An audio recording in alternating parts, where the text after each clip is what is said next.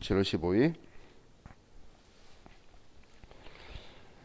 자, 전기의 아산 주식회사로부터 대손 처분을 받고 부가가치세 신고 시 대손 처분세액 70만 원을 불공제 처리하였던 외상 매입금 770만 원에 대하여 금일 현금으로 지급하였다. 중대한 오류가 아니라고 가정하며 부가가치세 신고 부속 서류 및 신고서의 해당 란에 반영할 것이라고 적혀 있네요. 자, 그럼 이번에는 지금 문제 사항을 항상 먼저 파악하자라고 했죠. 자, 얘가 어떤 상황이죠? 문제 내용 보면, 자, 과거에 우리가 물건을 사면서 외상을 했었나 봐요. 그런데 이 상대방이 이제 대손이 당해가지고 내가 그 매입세액이라는 건 주고 공제 받아야 되는데 준 적이 없는 거야. 그래서 불공제 처리한 거예요. 그랬는데 얘가 다시 나타나서 돈 달라고 했나 봐. 그러면 부가가치세까지 주고, 그리고 나는 그 770만 원 주고 70만 원 돌려받는 거예요. 원래대로. 이해가시나요? 지금 그 상황인 거예요. 자, 그럼 이 내용을 우리 다시 한번 생각해 보면, 자, 이건 과거예요. 자, 과거에 우리가 원재료를 산 거예요.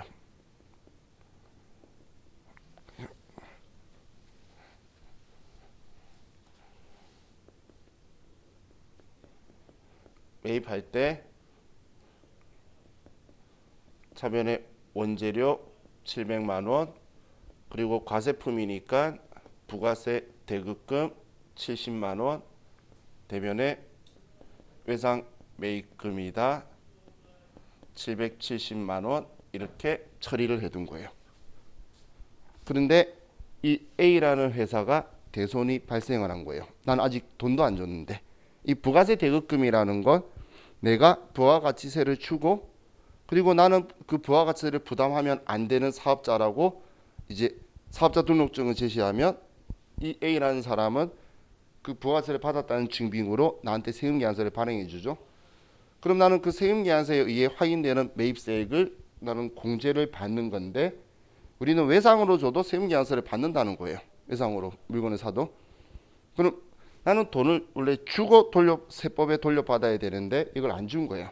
그럼 기중에 발생을 하면 얘를 불공제로 돌려버릴 건데, 만약에 이번 신고할 때 공제받고 그 다음 번째에 기중이 얘가 만약에 갑자기 파산이 됐거나 그래서 내가 돈을 줄 수 없게 되면 그때는 대손 변제를 하게 되죠. 그럼 우리 대손 변제 나중에 대손세액 공제 신고서는 볼 건데, 그럼 대손 세액 변제 신고를 할 거예요. 대손세액 공제는 매출세액 이야기고 변제는 매입세액 이야기예요. 그럼 변제 신고를 하면 이 신고서에서는 부호를 마이너스 770만 원이다라고 쓰면 대손세액은 110분의 10이니까 마이너스 70만 원이다라고 이렇게 해서 이 금액이 부가가치세 신고서의 14번 그 밖의 공제세액의 47번 칸에 마이너스 70만 원으로 해서 부가가치세를 공제를 안 받게 돼요. 자, 이거는 자, 기억하시면 좋고, 기억 안 나면 나중에 우리 부가세 부속 서류도 실기 쭉 할 거니까 하면서 제가 입력하는 부호하고 나오는 거하고 같이 볼 거예요. 근데 얘도 지금 대손세액 공제 신고 이야기하길래, 그럼 이렇게 했을 때 이거 지금 무슨 표현이냐면, 나 이 돈 안 줬으니까 7만 원 공제 안 받겠다라고 해서 공제되는 거에서 빼는 거예요. 그럼 우리는 자, 이제 항상 여러분들이 기억하셔야 될 거는 매출세액의 계정 과목은 부가세 예수금이고, 공제되는 매입세액의 계정 과목은 부가세 대급금이죠. 그죠? 자, 그럼 항상 우리 실제적으로 장부에 매출세에 가에 적혀 있는 금액하고 부가세 신고서에 가의 금액하고 장부의 부가세 이수금 금액하고 일치 안 하면 내가 둘 중 한 개는 틀린 거예요. 장부를 잘못 썼거나 신고서를 잘못 작성되어 있거나. 그럼 동그라미 나에 있는 공제되는 매입세 금액하고 부가세 대급금 금액하고는 일치해야 돼요. 근데 틀리면 뭔가 잘못됐다는 거예요. 그래서 저 우스갯소리로 회사 갔는데 얘가 틀리면 전임자가 틀리게 쓰고 있는 거잖아. 그럼 마음속으로 좋아하라 그래요. 대충 써도 되는 데잖아. 지금까지 안 맞추고 있는 그냥 엉망진창인 회사인 거죠. 그럼 지금 제가 이야기한 거는 얘 지금 공제 안 받겠다고 처음에 공제된다고 적었는데 공제 안 받겠다고 한 거잖아. 그죠? 그래서 이거에 대해서 부가세 대급금 70만 원을 부가가치세 신고서에서 공제되는 매입세가 줄였으니까 장부에도 부가세 대급금을 줄이는 거예요. 그리고 차변에는 이 외상 매입금을 우리가 70만 원이다라고 줄여주는 거예요. 외상 매입금을. 그럼 이렇게 처리해두고 원래 원칙 700만 원은 함부로 지우면 안 돼요. 얘 700만 원 산 거 있죠. 얘는 소멸시효가 완성되거나 그러기까지는 함부로 지우는 거 아니에요. 걔가 죽었다가 갑자기 부활해가지고 달라고 그러면 줘야 되는 거예요. 근데 3년이 지나가지고 애가 같이 부활했어요. 그러면 너 늦었어 라고 안 줘도 되거든. 법이 안 줘도 된다라고 거기에 대한 효력을 끝내버리는 게 소멸시효예요. 그럼 상법은 3년, 뭐 예를 들어 민법은 5년, 뭐 형법은 10년 이런 식으로 법마다 그 기간은 좀 틀린데 그럼 그 전까지는 원래 안 지우는 거예요. 외상 매입금 700원 안 지우는 건데 그러다가 소멸시효 완성되면 외상 매입금 지우면서 채무 면제 이익으로 돌리는 거예요. 근데 지금 이 책은 조금 오버를 한 게 정기라고만 말 안 했으면 제가 소멸시효 완성돼서 넘겼다고 말할 건데 정기면 외상 매입금을 안 지웠어야 되는데 그런데 얘가 얘를 지웠다고 가정을 하는 거예요. 자, 그럼 이 700만 원에 대해서 지금 얘가 차변에 외상 매입금 700만 원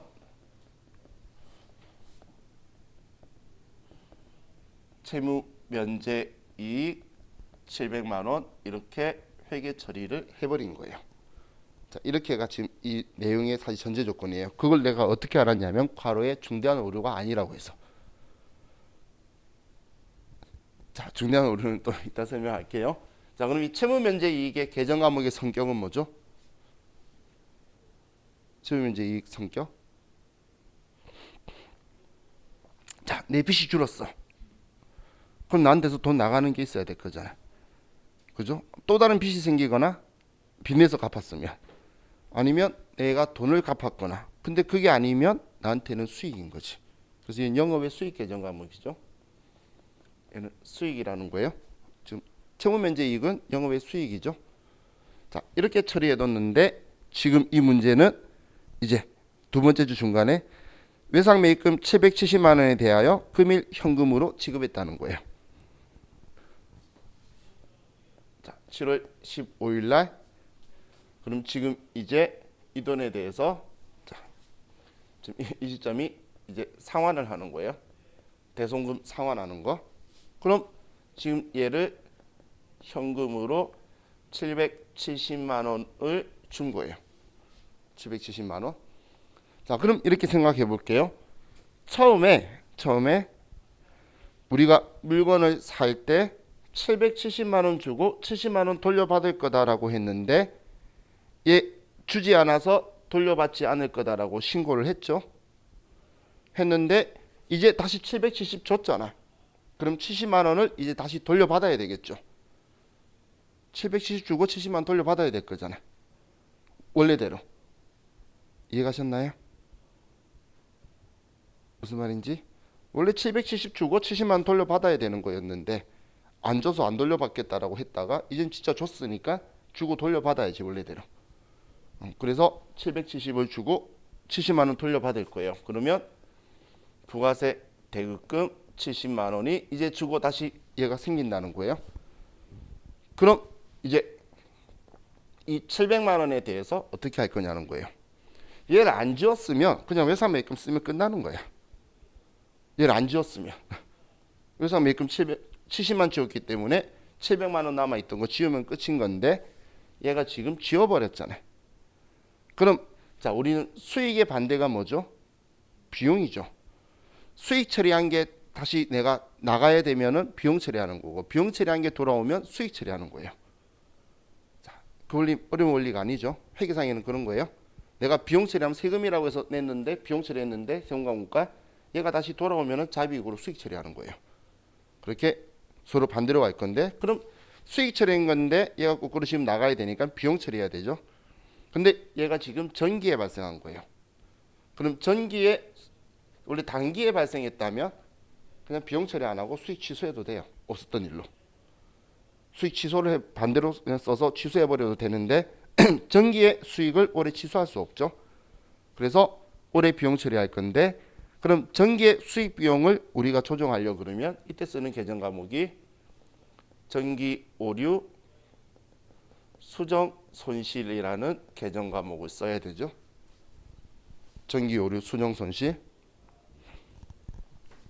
그럼 이 전기 오류 수정 손실이라는 이 계정 과목은 이 오류가 중대한 오류라고 하면, 그러면 우리 300번대에 이익잉여금 성격으로 해서 전기의 손익을 조절시켜 버려서 나오게 될 거고, 중대하지 않는 오류라면 얘는 900번대에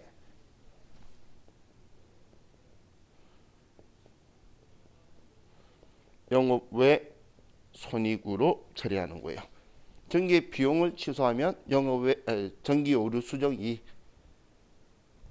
전기의 수익을 취소하면, 아니면 전기의 비용을 인식하거나 전기의 수익을 취소하면 전기 오류 수정 손실.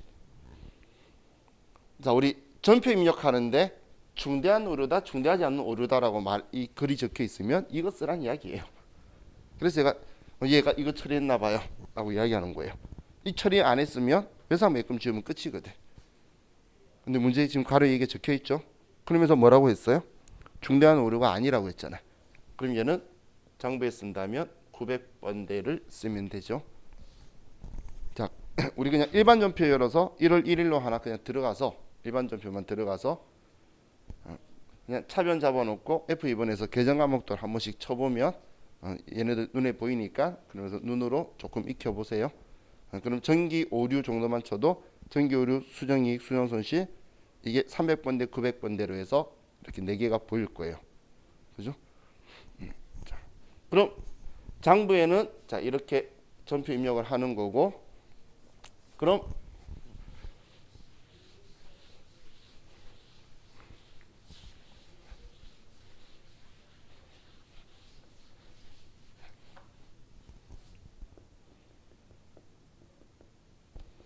대손색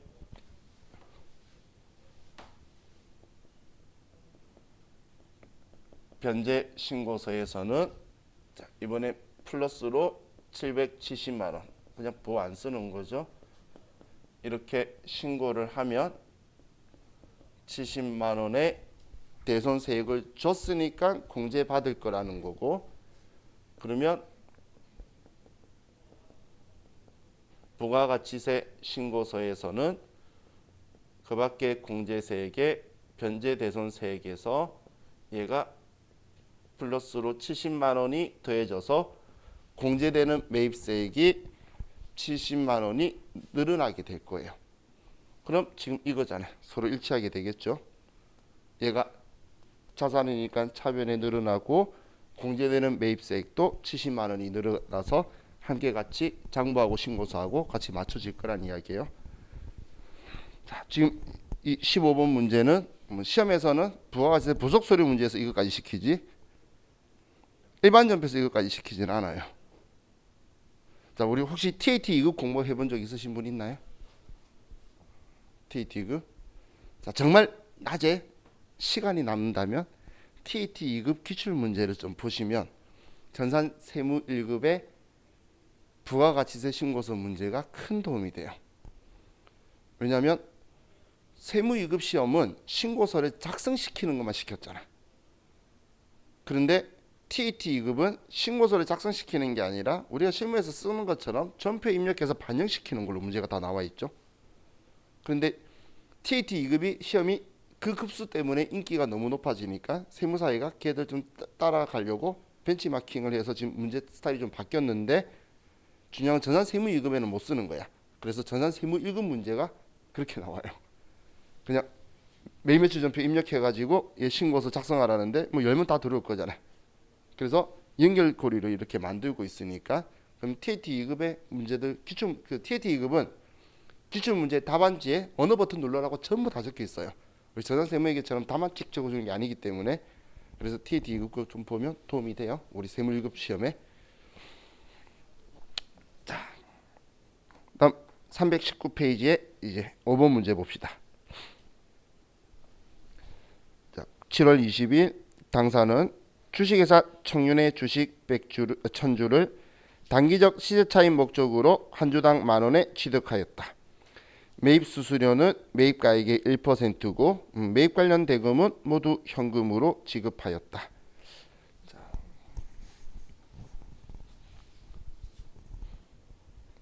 그럼 우리 단기 보유 목적, 시세 차익 목적, 시장성이 있는 유가증권을 취득하면 우리 개념과 뭘로 분류하죠? 단기 매매 증권으로 분류하는 거죠.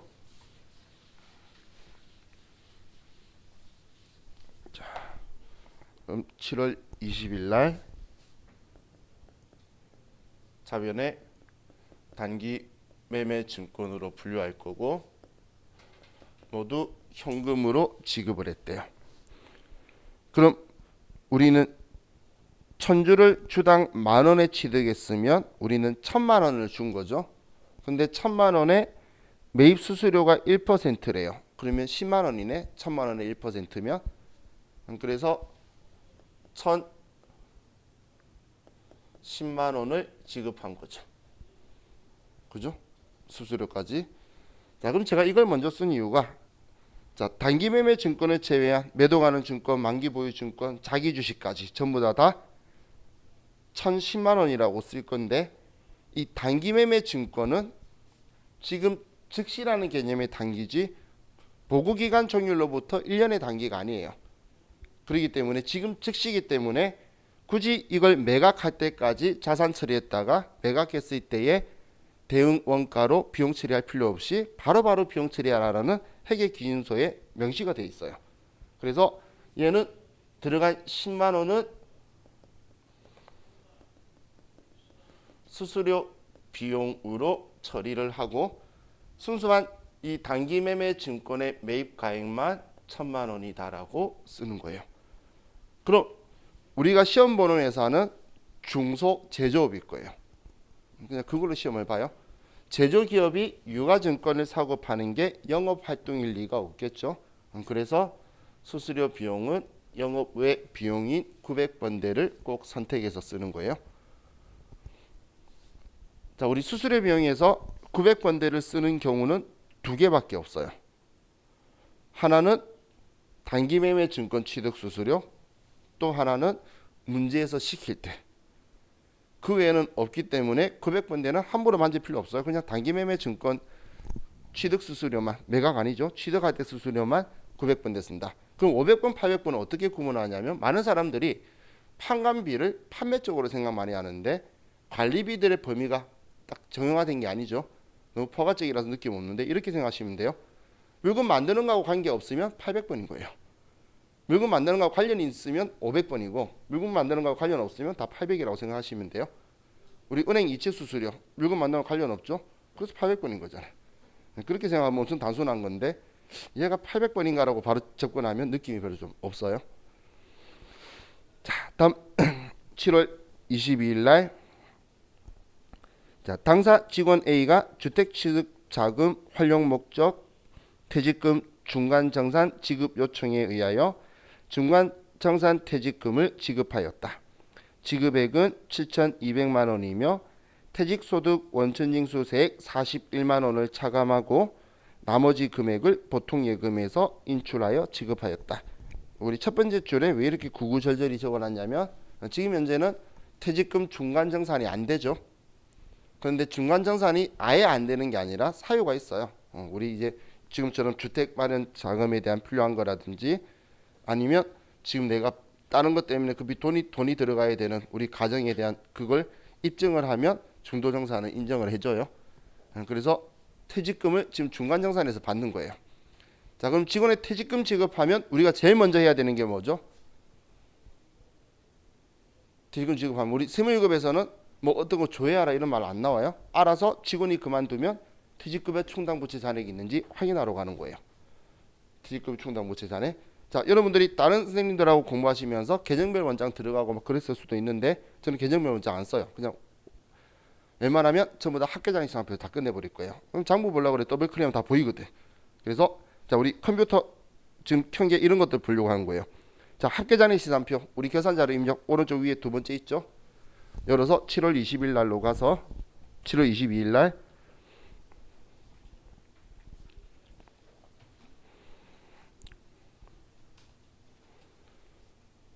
20일로 가서 우리 시산표는 합계 시산표 보러 온 게 아니고 잔액 시산표 양쪽 끝에 것만 볼 거예요. 그럼 순서가 자산부채 자본 수익 비용. 그럼 근데도 찾기 위치가 애매하다. 컨트롤 F에서 퇴직 치면은 걔로 씩 갈 거예요. 바로 한 번에. 그럼 잔액 보이나요? 얼마? 1억. 1억 얼마? 1억 7천. 오, 맞네. 지금 7,200 줄 건데. 자, 잔액이 차변에 있어요? 대변에 있어요? 대변에 있죠? 자, 이제 제가 이런 표현 한 번씩 쓸 거예요. 얘는 성격이 얘는 차변 계정이다, 대변 계정이다 이런 표현 쓸 거예요. 그래서 반대쪽에 많이 쓰면 마이너스 떠요. 시험에서 많이 그러잖아. 마이너스도 썼다가 기말에 한 방에 마이너스 제거시켜 버리죠. 그럼 얘 위치가 차변 계정이다, 대변 계정이다에 따라서 되는 거지. 지금 차변에 있는 걸 지금 대변에 있는 걸 차변에 많이 썼다고 해서 얘 잔액이 차변으로 가는 게 아니라는 거예요.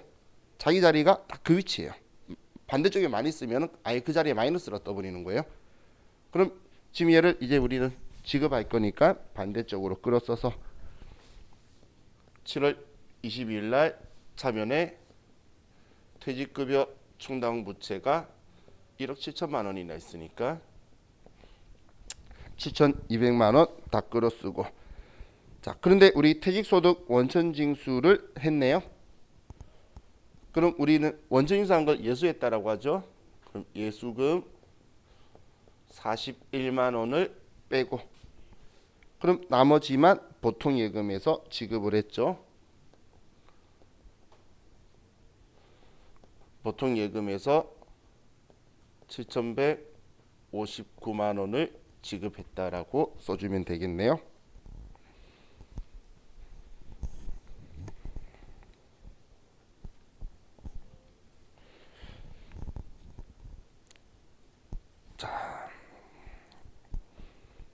다음 8월 4일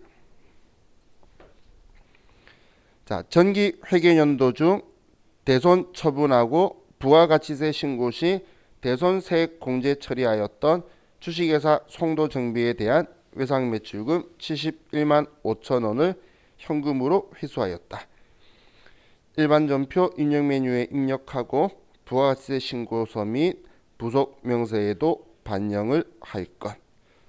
자, 이번엔 외상매출금을 거꾸로 회수를 한 거죠. 자, 얘도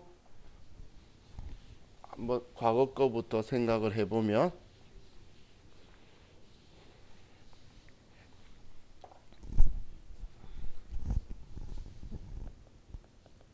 자, 과거에 우리가 물건을 팔 때 매출할 때 대변에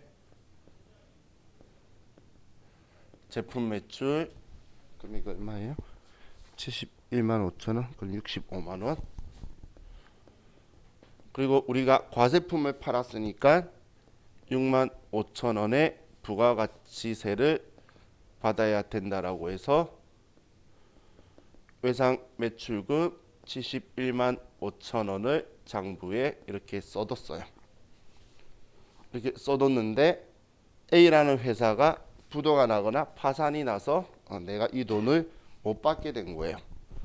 그러면 대손 세액 공제 신고서에 여기에서 얘 못 받게 되었으니까 71만 5천 원이다라고 쓰고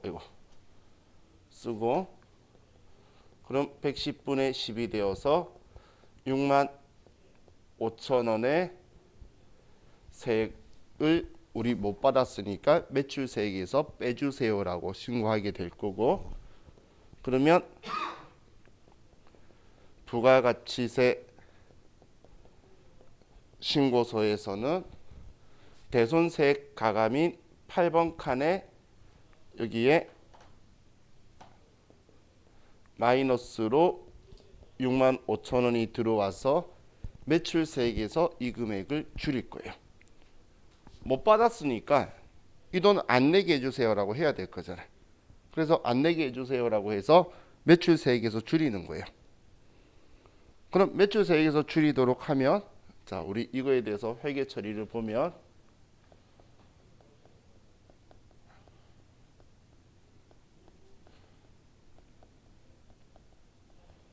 자, 그러면 나는 처음에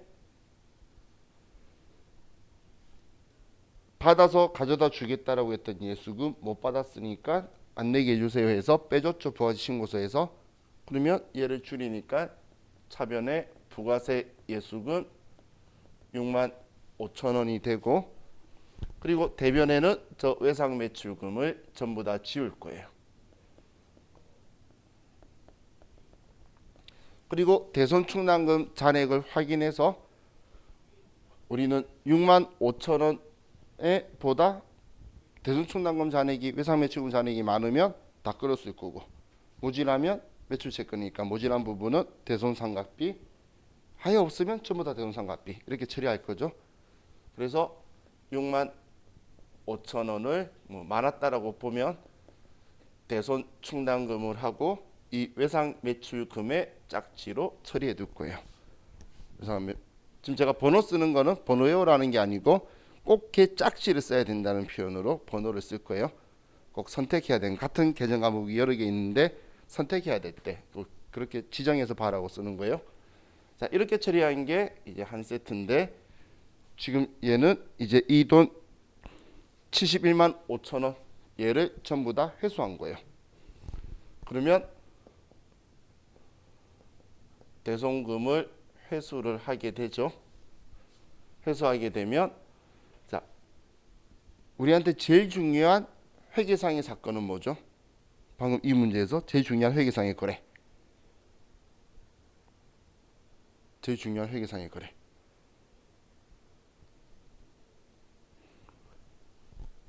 (71만 5천 원을) 현금으로 받은 거예요. 돈 받은 게 제일 중요하지. 돈 안 받았으면 지금 장부에 쓸 생각도 없어. 우리 돈 받는 게 제일 중요한 거죠. 그죠? 그럼 돈 받는 거부터 쓰는 거예요. 항상 분계는 제일 중요한 거나 아니면 내가 제일 쉬운 걸 먼저 쓰는 거예요. 자, 얘가 제일 중요해요. 사실 회계상 거래 중에 돈 안 받았으면 오늘 거래가 아니거든. 자, 그럼 이제 그 다음 생각하는 거예요. 과거에 대손세액 공제 안 받았으면 전부 다 내 받은 걸로 처리할 건데, 세액 공제 받았잖아. 받았으면 이제 돈 받았으니까 다시 6만 5천 원 내겠습니다 해야 될 거잖아. 이때처럼 내겠다고 했다가 못 받아서 뺐는데 이 돈을 다 받았으니까 다시 내겠다라고 해서 대변에 부가세 예수금 6만 5천 원이 다시 나오게 되겠죠.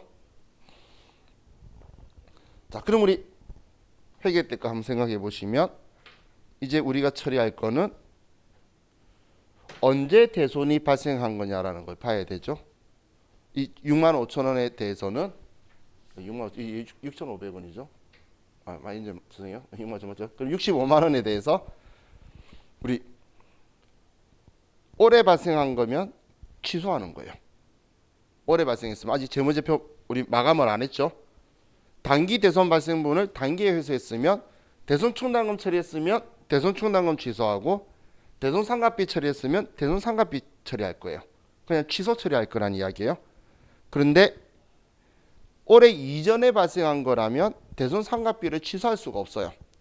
그래서 일반적으로 전기다, 전기 이전이다라고 하면 대변의 대손 충당금이라고 쓰는 거고, 올해 발생한 거면 취소 처리하는 거예요. 어떻게 처리했는지 확인을 해서. 근데 지금 얘는 전기에 발생했던 거기 때문에 이것저것 볼 것 없이 대변의 대손 충당금 65만 원이다라고 써서 다시 대손 충당금에 모아두는 거예요. 그럼 문제에 지금 얘가 그것 때문에 외상 매출금이라는 걸 알려주는 거예요.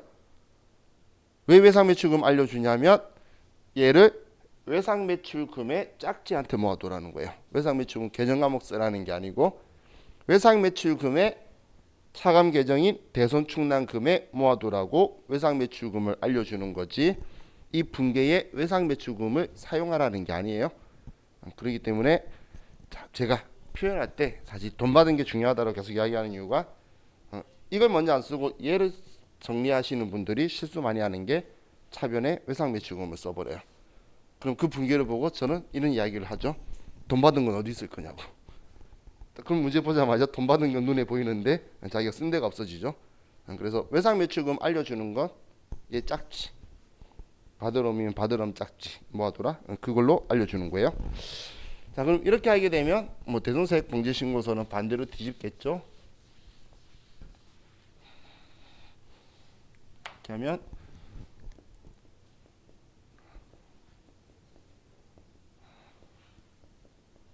자, 대손세액 공제신고서에서는 마이너스 71만 5천 원이다라고 쓰면 얘는 마이너스 6만 5천 원. 지금 대손세액 공제신고서가 우리 대손세액 공제신고서 안에 대손 발생 탭을 이야기하는 거예요. 앞에 변제신고서 풀었던 거 있죠? 그건 대손 변제 탭을 이야기하는 거고. 자, 이렇게 하면 부가가치세 신고서의 매출세액 8번 칸에는 이번에 플러스로 이제 받았으니까 얘 내야 될 거잖아. 그래서 6만 5천 원 납부해야 되도록 이렇게 나오게 될 거예요.